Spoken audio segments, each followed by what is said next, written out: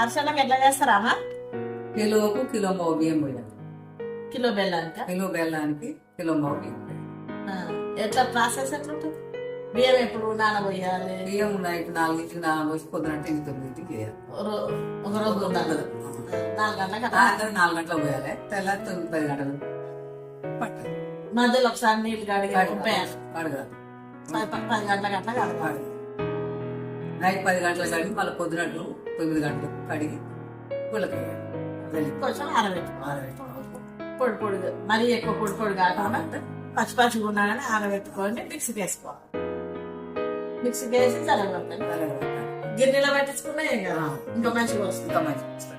కొద్దిగా నెయ్యి కాబట్టి అరకిలో పావు కిలో అయితే ఇట్లా మిక్సీ వేసుకోవాలి. 2 కిలోలు కిలోన్నర ఇట్లా అయితే పట్టించి కిలమ్మ బియ్యం పోసిన, కిలో పావు బియ్యం పోసిన బెల్లం తెలియసి 1 కప్పు నీళ్ళు పోయాలి. సగం గ్లాసు నీళ్ళు పోసి బెల్లం పెట్టుకోవాలి. సరిపోతాయి.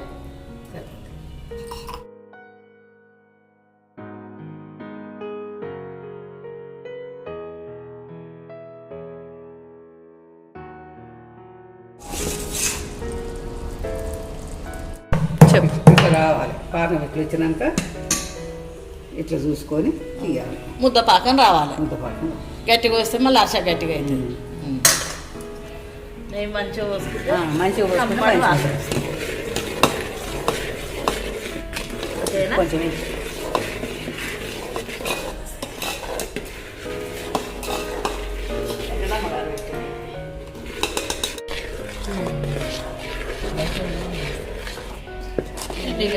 వేడి వేడిగా ఉన్నప్పుడే పిండి పోసుకోవాలి. పొడి పిండి కాకుండా దింపంగానే పాకంలో పోసుకోవాలి. పాకంలో పోసుకుంటే మంచిగా వస్తుంది.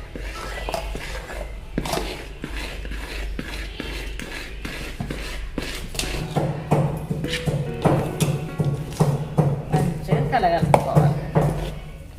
ఉండలు లేకుండా మంచిగా పిండి. నీ ఇష్టం. పిల్లలు తిన్నారు.